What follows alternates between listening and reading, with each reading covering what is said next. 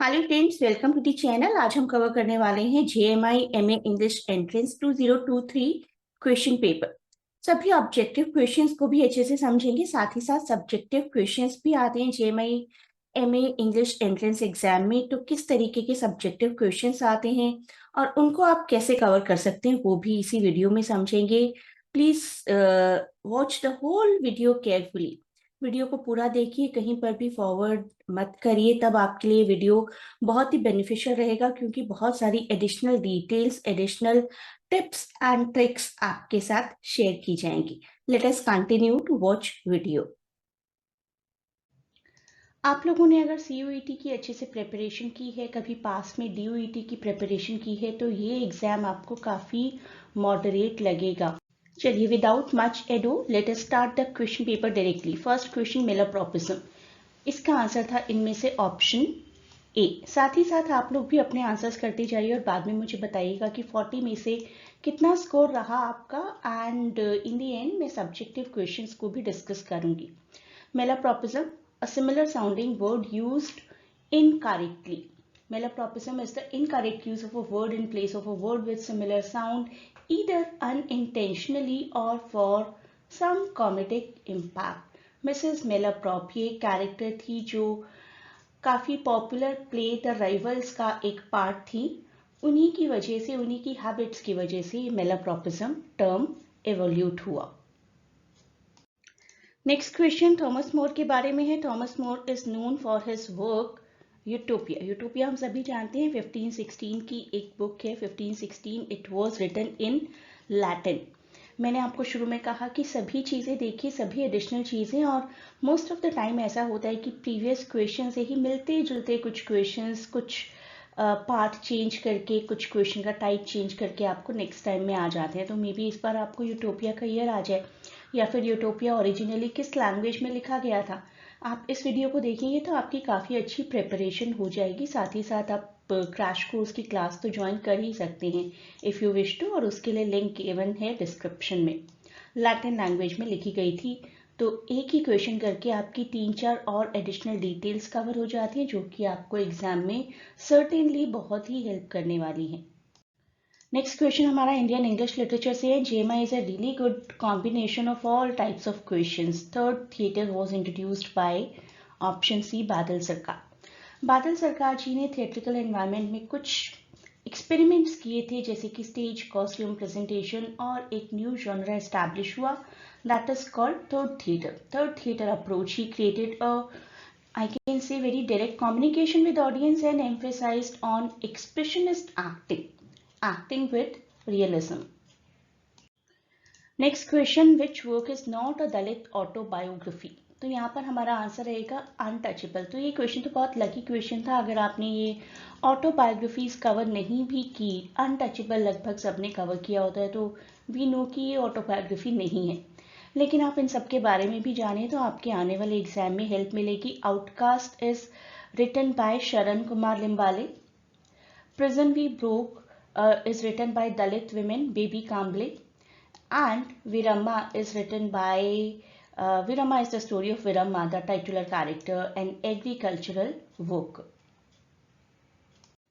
अब यहाँ पर देखिए, क्वेश्चन नंबर 5 में आपसे एंटीगनी की लैंग्वेज पूछी गई है। मे बी नेक्स्ट टाइम आपसे राइटर पूछ लिया जाए, तभी मैं कह रही हूँ कि सभी क्वेश्चंस को ध्यान से देखिए, अच्छे से आंसर्स को सुनिए, और लास्ट में मुझे स्कोर ज़रूर बताइए। Antigone is a famous play in Greek, set in ancient Greek city of Thebes. Sophocles का प्ले है ये, और सोफोक्लिस का प्ले इडिपस रेक्स, वो इससे प्रीवियस प्ले है। Antigone is the daughter of Oedipus and Jocasta. Antigone play अगर आप वीडियो देखना चाहते हैं तो सर्च कर सकते हैं एंटीगने, और मेरा नाम सर्च बॉक्स में डालिए यूट्यूब के। You can watch the details also about this play. Next में देखिए, आपको चौसर के कॉन्टेम्प्रेरी का नाम ढूंढना है यहाँ पर गिवन ऑप्शन में से, और हमारा राइट आंसर है जॉन गॉवर। मे बी आपको नेक्स्ट टाइम कुछ और ऑप्शंस दी जाएं, Thomas Hoccleve, Henry Scogan, Ralph Strode, John Gower तो है ही, तो और बहुत सारे राइटर्स हैं जो कि काफ़ी अच्छे कॉन्टेम्प्रेरी रहे हैं चौसर जी के। Chaucer who is considered to be the father of English language. Next, John Milton's work that deals with the freedom of press is titled Areopagitica. Next time maybe you can be asked the year of Areopagitica, and the year is 1644. Next question is about neologism. Neologism क्या है ये? Neologism is a newly coined word or word used in new sense, new word, new expression. The term also refers to the adoption of a new definition for an existing word or expression. कोई word already exist कर रहा है, उसकी कोई नई definition दी जाती है. That is also neologism. तो अच्छे से इसीलिए समझने को कह रही हूँ कि मे बी आपको किसी डिफरेंट तरीके से वही प्रीवियस क्वेश्चन पूछ लिया जाए. नेक्स्ट क्वेश्चन, मारो is a character in novel. Which novel? हम सभी जानते हैं हार्ट ऑफ डार्कनेस के काफी पॉपुलर कैरेक्टर हैं. क्या आपको at present heart of darkness का ईयर याद है? May be not. It is 1899. Joseph Conrad का लिखा हुआ काफी बेहतरीन नॉवेल है, and better to say it novella, क्योंकि नॉवेल से छोटा है. Novella that explores the dark and enigmatic heart of human nature. Playboy of the western world काफी पॉपुलर प्ले है, written by J.M. Synge. Option B. Again I say, do you remember the year? It is 1907. The play was first performed on January 26, हमारे republic day India के 1907 at the Abbey theatre in Dublin. Abbey theatre वही theatre जिसे W.B. Yeats ने revive करवाया था, and it tells the tale of the character Christy Mahon. आपको character का नाम अगर याद रह जाए तो that is an icing on the cake. Christy Mahon, who believes कि he has killed his father and whom he claims was very violent and very cruel person. The tale of Christy Mahon, Playboy of the Western World, 1907, written by John Millington Synge. Next question, the writer famous for writing ghazals in English. Ghazals का जो मज़ा Urdu language में है, English में possible नहीं है, but still this is a question, we will go for it. English language poets who have composed in the form include Adrienne Rich. Adrienne Rich एक popular ghazal writer रही हैं. John Hollander, Adrienne Rich, John Hollander, Agha Shahid Ali. आप नाम एक बार फिर से याद रखिए, Adrienne Rich, John Hollander, Agha Shahid Ali. Agha Shahid Ali यहाँ पर हमारे ऑप्शन भी हैं, ऑप्शन डी. तो ये इंफॉर्मेशन अगर आप याद रखेंगे तो आपके काफ़ी फर्दर क्वेश्चन सॉल्व हो जाएंगे. ये 3 नाम आप याद रखिए, आपको नेक्स्ट एग्जाम में काम आ सकते हैं. Next question, identify the odd one. और यहाँ पर ऑड वन है ट्रॉकी, बिकॉज बाकी सभी जो हैं वो पोएट्रीज के टाइप्स हैं. विलेनिल, सोनेट, कैंजॉन. कैंजॉन इटालियन में इसका मतलब ही है song, and it is a provincial song और ballad in Italy. Next question, an aside. आप सबको बहुत अच्छे से पता होना चाहिए difference between aside, monologue, dialogue and soliloquy. Aside is a dramatic device in which, देखिए सभी ऑप्शंस को और आप सॉल्व करने की कोशिश करिए इसको, in which a character speaks to the audience unheard by other characters, character speaks to himself unheard by other characters, character speaks to another character in the corner of the stage unheard by other characters, or synonymous with monologue. Words spoken by an actor to the audience which the other characters on the stage are not intended to hear. So, option A here is the right answer. Question number 14 में आपको matchings करनी है. डोना जे हैरावे, Michel फुको, Antonio ग्रैम्शी, Mikel बाक्टे. आपको शायद सबके concepts ना पता हो, लेकिन कार्निवलिस काफ़ी पॉपुलर है. तो शुरुआत करते हैं एक एक करके फर्स्ट राइटर के साथ ही. डोना जे हैरावे, साइब्रॉग मैनिफेस्टो. इनका लिखा हुआ काफ़ी पॉपुलर है, cyborgs manifesto. And if you talk about Michel Foucault and his discourse theory, काफ़ी पॉपुलर है. The term use to term which means basic written or spoken communication about a knowledge, about a truth. So Michel Foucault matches with option D. 1 matches with B and 2 matches with D. Antonio Gramsci, Antonio Gramsci ने subaltern term को coin किया था, we can से। इसी term को बाद में Gayatri Chakravorty Spivak ने भी इस्तेमाल किया। And Mikhail Bakhtin very popularly famous for carnivalesque. Carnivalesque a literary mode that subverts and liberates the assumption of the dominant style of atmosphere। आप बिल्कुल फ्री हैं, बिल्कुल खुलकर कोई भी काम कर सकते हैं। और मिकेल बाख्टिन ने इस टर्म को डिस्कस किया था इन कंटेक्स्ट ऑफ दोस्तोयेव्स्की। तो हमारा राइट आंसर यहाँ पर रहेगा option C. Next question, the author of Urdu novel Nemat Khana is Khalid Javed। Khalid Javed, option A, an associate professor in the department of JMI Urdu। Harry Potter series आपको arrange करने के लिए कई बार कई एग्जाम्स में आती है। Harry Potter and the Half Blood Prince, Harry Potter and the Prisoner of Azkaban, Harry Potter and Philosopher Stone. This is the first one, ये मुझे हमेशा याद रहता है। And this is the option one is the last one. तो आप इसके हिसाब से आप ये दो याद रखें तो आपकी काफ़ी हेल्प हो जाएगी एग्जाम्स में। इसके हिसाब से the right answer will be, सबसे पहले ऑप्शन 3 रहेगा। ये दो ऑप्शन ही बच जाते हैं उसके लिए। उसके बाद देखिए कि हाफ ब्लड प्रिंस किस में लास्ट है, दैट इज ऑप्शन 1 किस में लास्ट है, तो ऑप्शन सी हमारा यहाँ पर राइट आंसर रहेगा। मैं आपको पूरी सीरीज लिख कर दे देती हूँ, आपके लिए बहुत आसानी हो जाएगी। तो ये है राइट ऑर्डर जो कि आपको हेल्प आउट करेगा। Next question, the well-known writer Hilary Mantel, who passed away in 2022, was famous for? Hilary Mary Mantel was a British writer whose work includes historical fiction, personal memoirs and short stories। तो historical यहाँ पर एक option है जो कि हमारे लिए suitable है at present। option A here is the right answer। British writer Hilary Mantel, British writer। Now let us talk about victory city. काफ़ी लेटेस्ट नॉवल सलमान रश्दी का जो कि उन्होंने अपने इवन अटैक के बाद लिखा। Victory city novel bye Salman Rushdie published in 2023 फरवरी। ये आप याद रखेंगे। 15th नॉवल है सलमान रश्दी का, ये भी आप याद रखेंगे। एक फ्रेम है, फिक्शनल ट्रांसलेशन है of an epic originally written in Sanskrit, ये भी आप याद रखेंगे। तो सारे पॉइंट्स नोट कर लीजिए। तो दैट मीन्स कि ऑप्शन ए तो यहाँ पर ठीक है।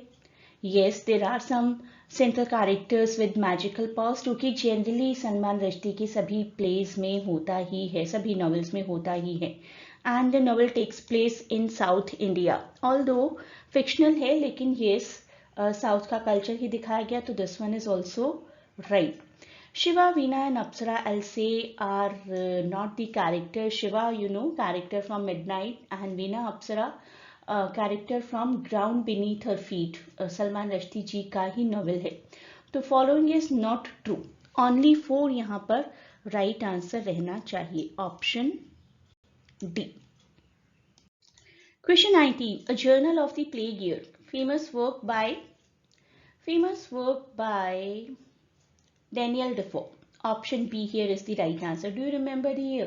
Year is 1722। शेक्सपियर जी को आपको अच्छे से कवर करना बहुत ज़रूरी है। 37 plays, 154 sonnets and narratives and so many other things आपको जानना ज़रूरी है शेक्सपियर के बारे में। फॉरेस्ट ऑफ आर्डन हमारा यहाँ पर राइट आंसर है। एज यू लाइक इट का लगभग 70-80% एक्शन फॉरेस्ट में ही था। It was forest of Arden. Charlotte Perkins Gilman, इन्होंने लिखी the yellow wallpaper.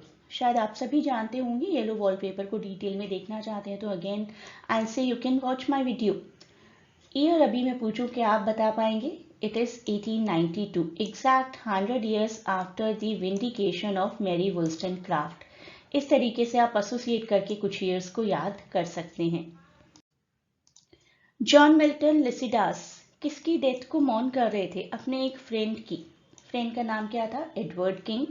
And the poetry was written in 1637 but got published in 1638।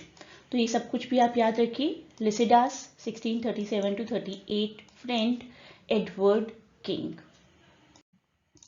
Next question, the name of the following poet is associated with confessional poetry.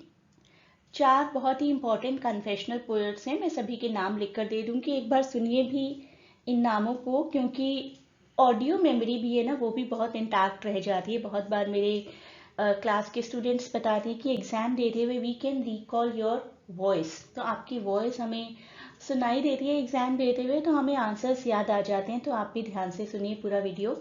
Robert Lowell, W.D.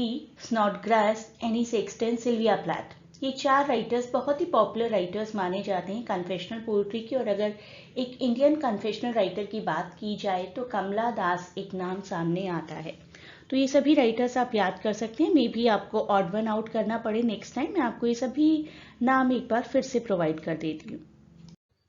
तो ये poets आप याद रखिए as confessional poets: Robert Lowell, W.D. Snodgrass, Anne Sexton, Sylvia Plath and Kamala Das from India. Question 24. A poem by T.S. Eliot that speaks of an overwhelming question. That is none other than the love song of J. Alfred Prufrock. J. Alfred Prufrock, ये poetry, I believe this is the one that asks the overwhelming question, and that question is the marriage proposal. Not because of कि it is a severe question, because it is marriage proposal is being thought by some person जो अपने आप से ही एक inner debate में लगे हैं, to be or not to be sort of. Nobel prize in 2022, last year का paper है तो 2022 पूछा गया, वैसे इस बार 2023 पूछा जाएगा मोस्ट प्रोबेबली। यहाँ पर हमारा आंसर ऑप्शन डी है 2023। अगर मैं पूछूं इमीडिएटली याद नहीं आएगा, लेकिन जब मैं नाम लिखूंगी तो शायद याद आ जाएगा। और अपने हैंड्स रेज करिएगा किस किस को नाम देखते ही याद आ गया कि यही सोच रहे थे हम और याद नहीं आ रहा था बस नाम, right.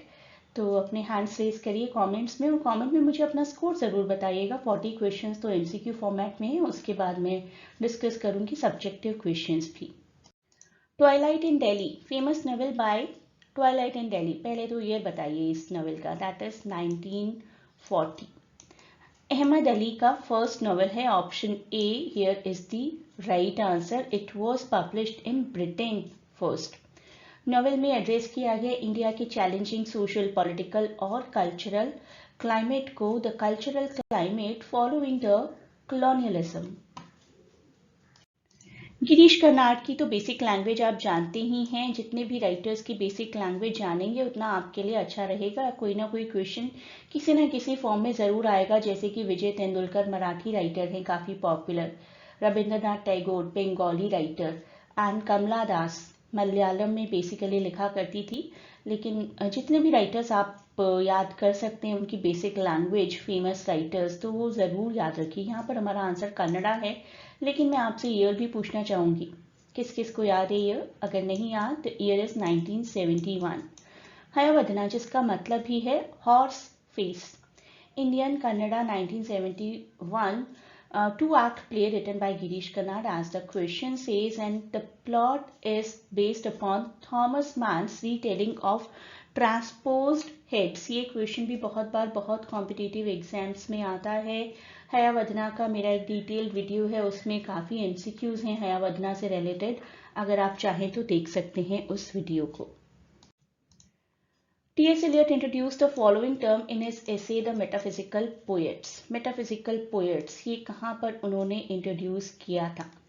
Dissociation of Sensibility, when he said कि metaphysical poets यानी कि जॉन डन, एंड्रू मार्वल और उनके सभी कॉन्टेम्प्रेरीज बड़े दिल से लिखा करते थे, और उनके बाद के राइटर्स में वो एक्सपीरियंस राइटिंग की कमी नज़र आती है। आई नॉट से एक्सपीरियंस, बट ऐसा लगता नहीं है कि डीपली कुछ अपनी थॉट के अकॉर्डिंग लिखा जा रहा है। Specifically he talks about Tennyson, कि विक्टोरियन एरा के जो राइटर्स थे ऐसा नहीं लगता था कि दिल से लिखते हैं, जितना दिल से मेटाफिजिकल राइटर्स लिखा करते थे। मेटाफिजिकल राइटर्स के साथ एसोसिएशन ऑफ सेंसिबिलिटी हुआ करता था, और उनके बाद के राइटर्स के साथ dissociation of sensibility. Next term थोड़ा सा ऑफ बीट है, बहुत ज़्यादा नहीं देखा हमने एग्जाम्स में। The famous phrase epidermalization of inferiority, internalization of the belief of what the colonizer has done for centuries, that is what it means। और आप देखिए कॉलोनाइजेशन के बारे में यहाँ कौन से राइटर बहुत ज़्यादा लिखा करते थे? That is Frantz Fanon. Frantz Fanon is the right answer here.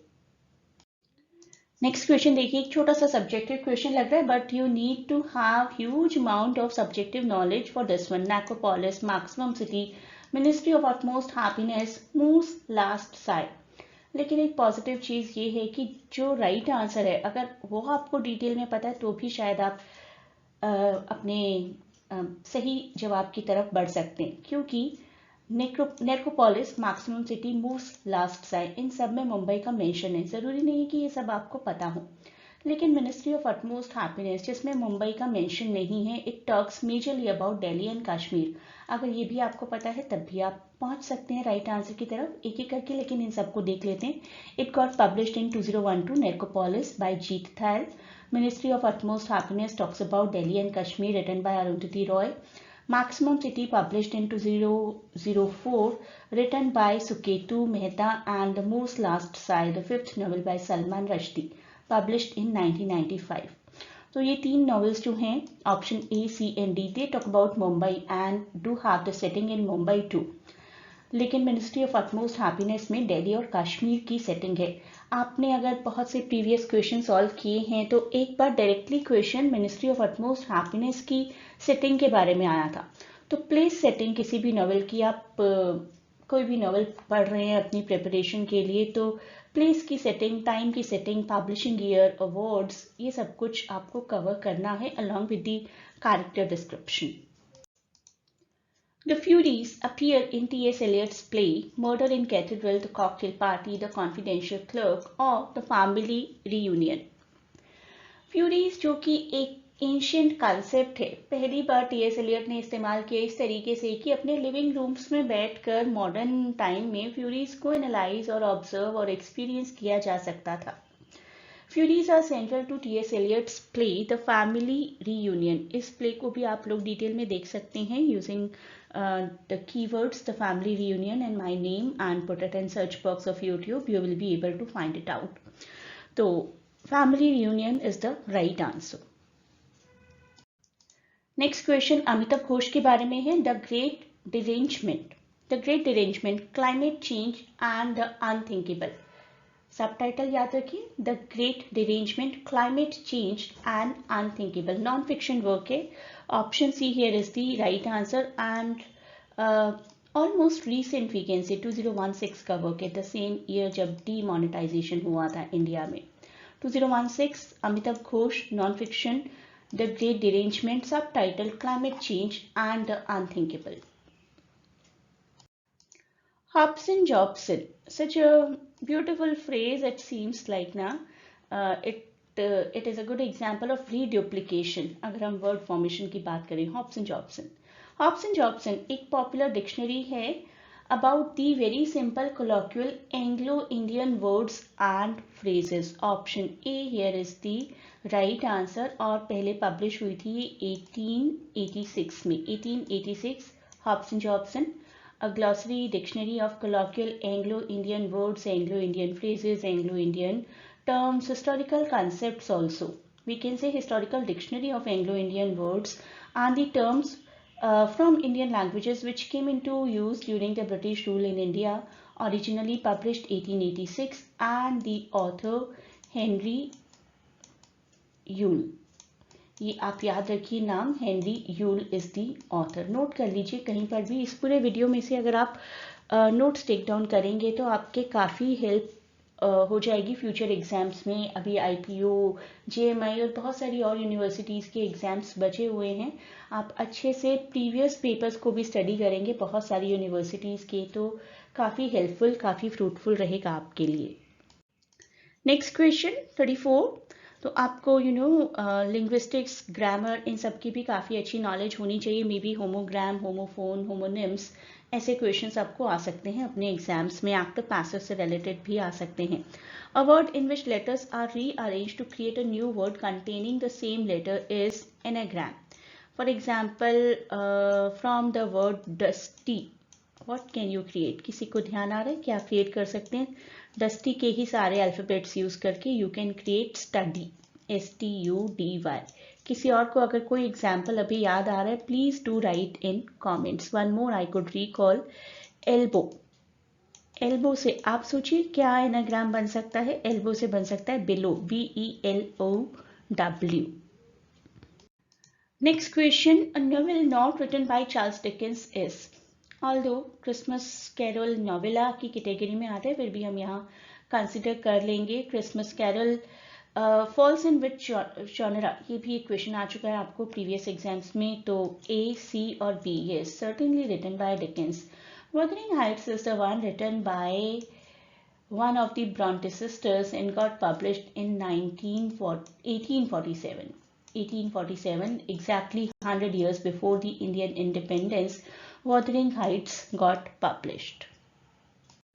I hope आप लोग अपना स्कोर मेंटेन कर रहे हैं और मुझे बताएंगे बाद में कमेंट्स में. क्वेश्चन 36 करते हैं. Odd one out, conceit, paradox, illusion, ode. Conceit, paradox, illusion ये सभी लिटरेरी डिवाइसेस हैं and ode is a genre of poetry. Poetry की एक टाइप है. Black Atlantic is a concept propounded by, let us see this question now. Question number 37 और आप लोग please मुझे अपना स्कोर बताना मत भूलिए.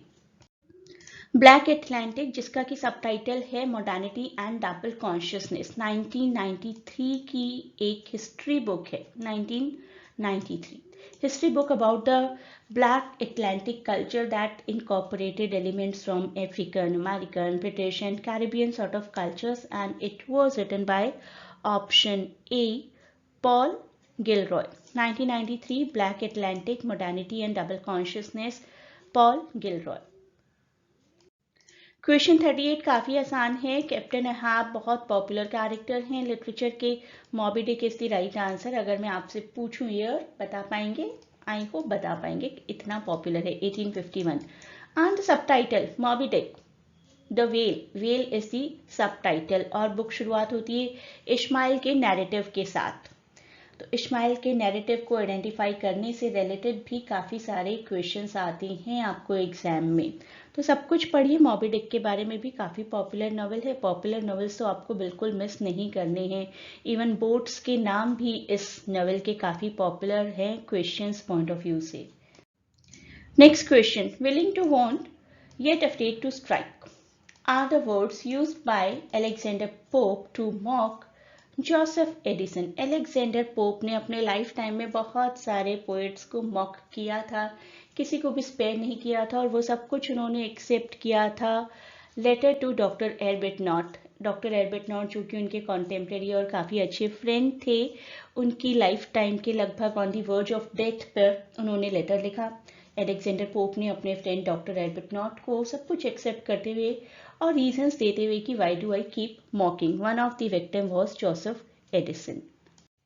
रॉबिन्सन क्रूजो काफ़ी popular novel written by Daniel Defoe. और इनिशियली तो लोगों को लगता था कि this is some real time account, कोई ऑटोबायोग्राफी है, ऐसा कुछ लगता था लोगों को उस टाइम पर. लेकिन धीरे धीरे इट गॉट क्लियर्ड कि it is the fictional one but based upon the life of Alexander Selkirk. Alexander Selkirk तो लगभग 4 साल तक आइसोलेटेड रहे थे, लेकिन Daniel Defoe approximately 28 Daniel Defoe ने रॉबिन्सन क्रूजो को अप्रॉक्सीमेटली 28 ईयर्स तक हिडन रखा था. Alexander Selkirk was a Scottish officer who spent 4 years and 4 months as a castaway after being marooned by his captain, and initially at his request on an uninhabited island in the South Pacific Ocean. South Pacific Ocean में रहे थे.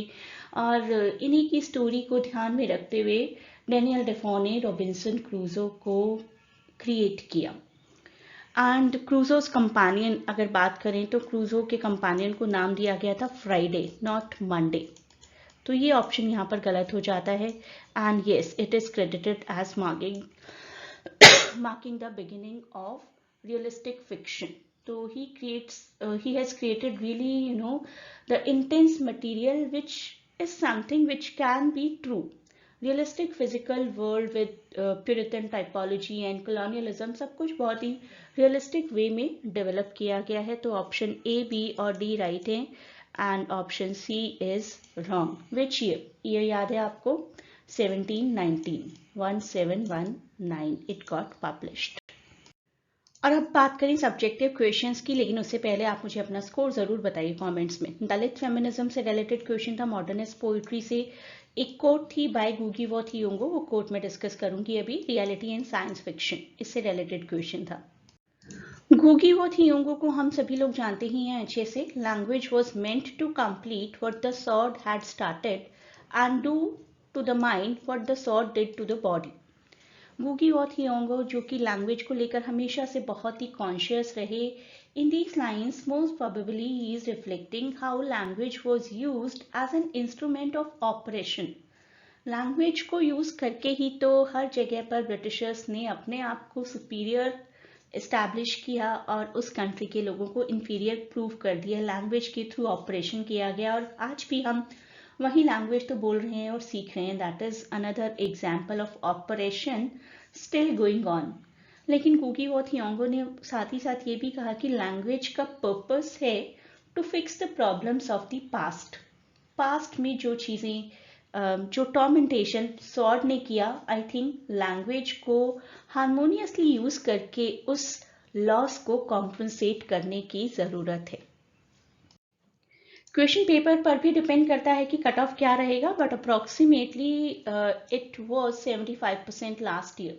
तो 75% के आसपास अगर आपका score आ जाता है तो काफ़ी सिक्योर स्कोर माना जाता है इसको for JMI. To score better in this exam, you may join the crash course. Admission is going on. Thanks for watching. Best of luck for exam and please do not forget to share and subscribe the channel.